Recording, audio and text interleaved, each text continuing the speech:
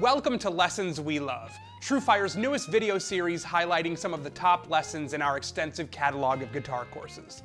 Join me on a fun exploration of standout lessons spanning various genres like blues, rock, jazz, country, and so much more.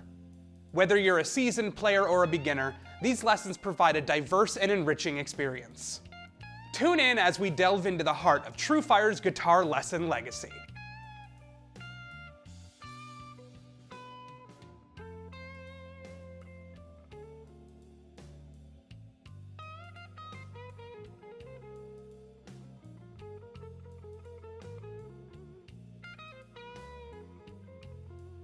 Okay, so this solo starts out on an A chord, and I play just a basic major pentatonic phrase, just to kind of set up this solo. Then we go right to the E chord, the E7 chord, right? So this is a prime example of a functioning dominant 5 chord. It's actually the 5 chord in the key we're in, so it's very easy to notice. So I'm going to play this diminished arpeggio, and what I'm going to do, since I'm landing on the E note over the A chord out of the major pentatonic, I'm just going to go up a half step to the flat 9 of this E7 chord, which is F, and play my diminished arpeggio right there. And then we come back to A, so all I have to do is drop that down a half step and I'm on a chord tone of A. So right there's, right, so A, E, back to A. So perfect example of how to use a simple little diminished idea to alter that dominant chord, right?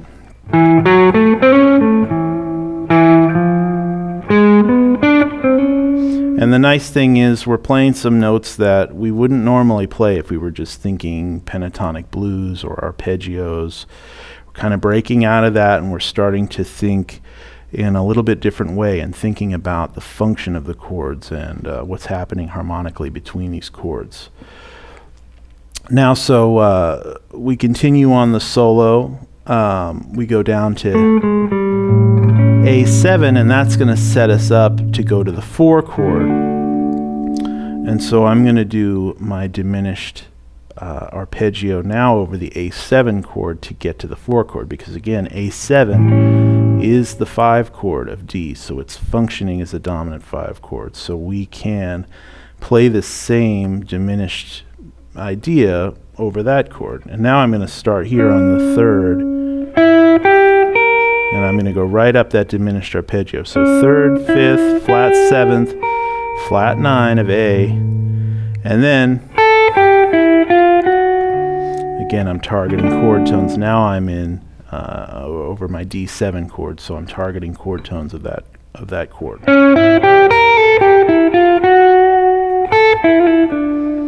Right? So now I'm on D. Now the chord change goes up a half step to a E flat diminished chord. But this is kind of an interesting thing about diminished chords, is that they can start on any of the 4 notes of the chord. So a lot of people will call this like a sharp 4 diminished or a flat 5 diminished. But I really just look at it as the 1 chord. It's an inversion of A diminished. So I can play an A diminished arpeggio, which would be the root, the flat 3rd, the flat 5th, and the 6th of A right over this chord. So that's exactly what I play. I just come up A diminished. And then that leads me right back to my A chord. So that's a great trick if you are playing over a song that goes 4, sharp 4 to the 1. Just treat that sharp 4 like a diminished 1 chord. So now we're back to the 1 chord, and I'm back to my A major pentatonic stuff. But now I'm coming to the 6 chord. So the next part of this progression is our 6 dominant, 2 minor, 5 dominant, down to our 3 dominant, right? So a lot of chords to navigate through here. But the 6th chord is a functioning dominant chord, again, going to the minor 2 chord. So we're going to do the diminished thing again. That's what we're working on, right? So I'm seeing this F sharp 7 voicing, and I'm seeing there's the third of the chord. I can build a diminished arpeggio off that. I'm also seeing this chord. I can add the flat 9 in that chord. And harmonically, that's kind of what I'm hearing, right? That sound of that flat 9, building tension and then releasing to this B minor chord. So I just play, right, which is a pretty classic kind of jazz phrase, right? I'm playing this diminished, and then again I'm kind of encircling this minor third. I'm playing below it, I'm playing it above it, and then coming down chromatic. So again, in my mind I'm targeting that note, but I have these little maneuvers that I can use to get to that chord tone. Right, and then our next chord is E7, right? And like I said before, normally you'd have a 6, 2, 5, 1. So you would have 6, 2, 5, 1. So it's kind of repeating itself. It's like a 5 to 1 followed by a 5 to 1. So you could take these licks and you can just move the whole thing down a whole step, right? So then I can go, if I was going back to the 1 chord, right? So that's kind of what I'm thinking here. I'm going, then I go, so there I'm playing the same diminished arpeggio built off the third right there over this E7 chord. But now this is the interesting part, because we're not going back to the 1 chord. We're actually going down to the C sharp 7 chord. And one of the things you'll notice is that E7 and C sharp 7 are a minor third away. So the same diminished arpeggios work over both those chords. If I build this diminished arpeggio off of A flat to play over my E chord, or G sharp, sorry, over my E chord, that also works equally well over the C chord, because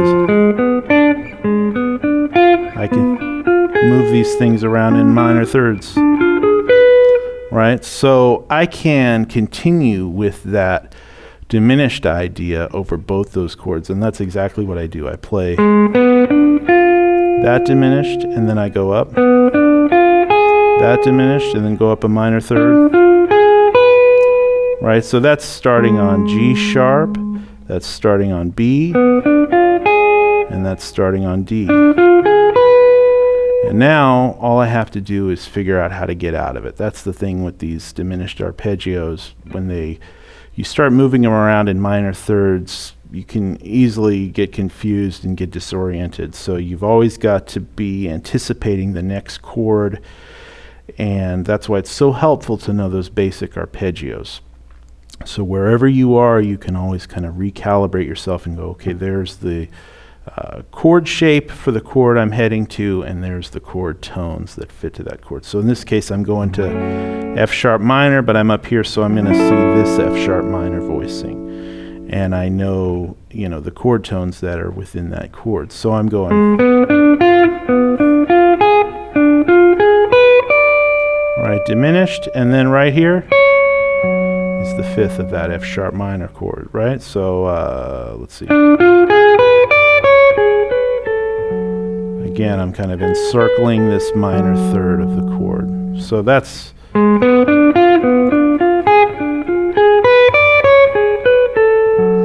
right, that's what I'm playing over.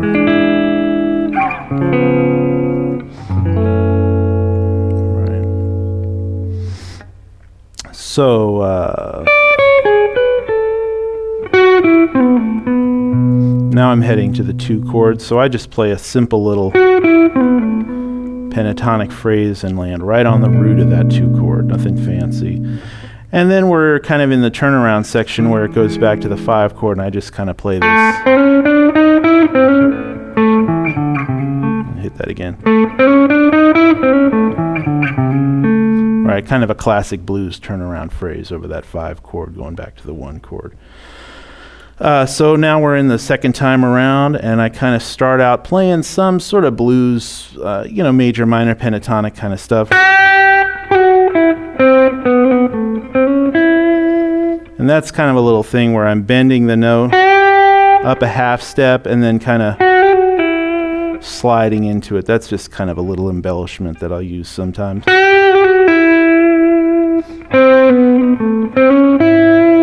Right, so that's all just kind of over our E, over our A7, E7, just kind of playing blues over that.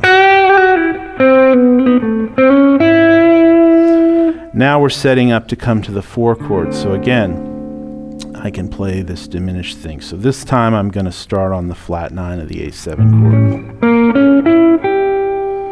And then I'm going to move this whole shape. Because it's symmetrical, I can move it all up 3 frets. Right, so.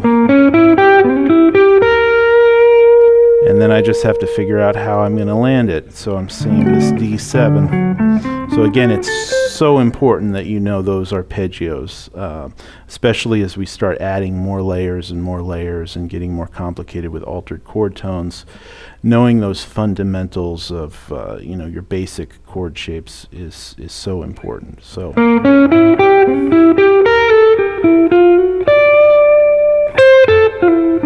Right, so I played something like that.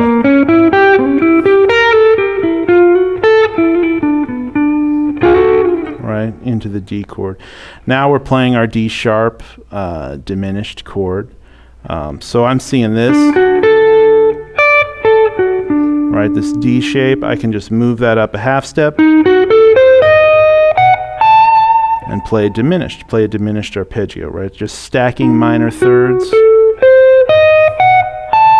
starting on D sharp. And then I'm into the 6-2-5-1, right? So I'm going back to the 1 chord. So here I just play simple A major pentatonic. Right? And now I'm coming to the 6 chord, so kind of play this little pickup phrase to get to the 3rd of my F sharp, coming down from E. Right? And then that again is diminished, right? So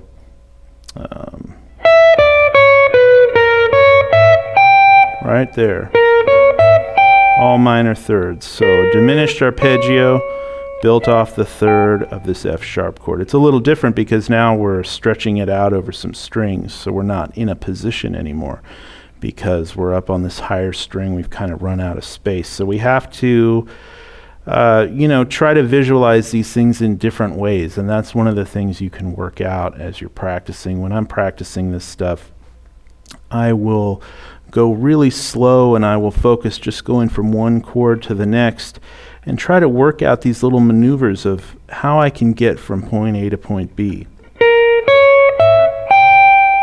So I might see that leading to this B minor chord. So that might be a move that I, work out slowly as I'm practicing. I'm going, okay, I'm going from A7 to F sharp 7, right? Then to B minor, then to E7. So I want to navigate through those chords. So there's my A. That's how I'm going to get to the F sharp. That's how I'm going to get to the B minor. And then now I'm down to the E chord, right? Just from B minor. Right, again, targeting the 3rd of the chord. And now I'm going back to A. So I'm on the 3rd. Why not do another diminished arpeggio? Right, so that's just 3rd, 5th, flat 7th, flat 9 to the 3rd of our A chord. Right, so that's how we wrap that up.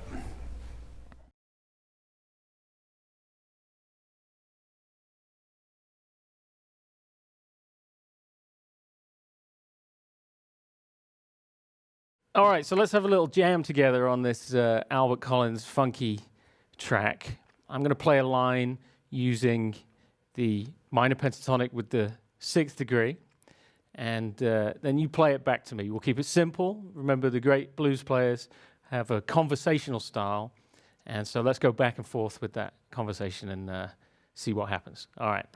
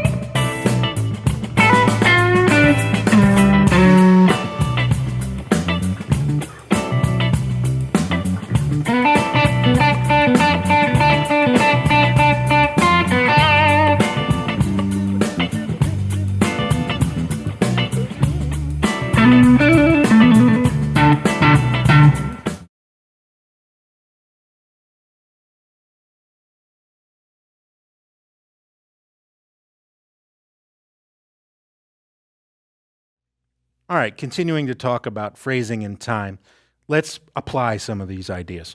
So I'm going to play over a shuffle in the key of A, which is the same key we've been talking about this whole time, and I'm going to take the first chorus and handcuff myself. I'm going to play it in that little box, second position pentatonic, on just the E, B, and G strings on the 8th and 10th fret. Then on the second chorus, I'm going to develop a theme to the solo.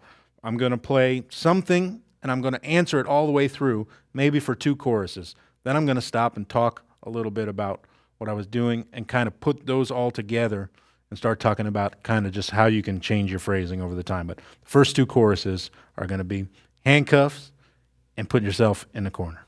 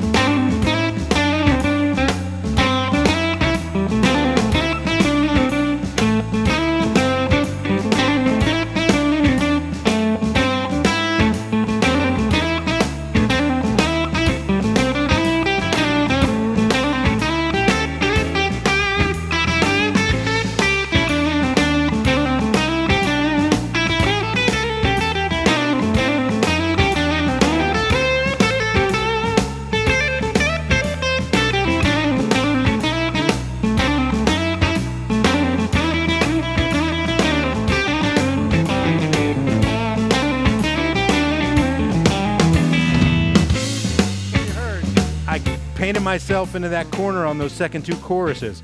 I started to play that phrase, which was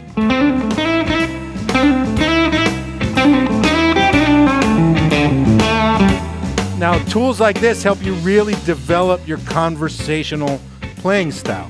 Now let's take another phrase and really swing really hard. So here we go.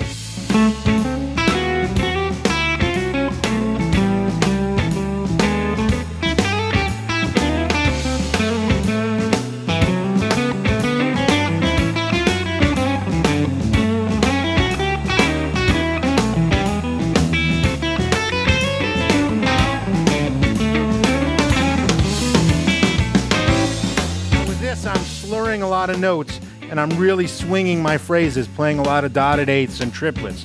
Now, this is what makes stuff really, really start to pop out and just swing and feel good. So I'm going to even take it further and start swinging and then also going into double time and straight time just to give all the variations.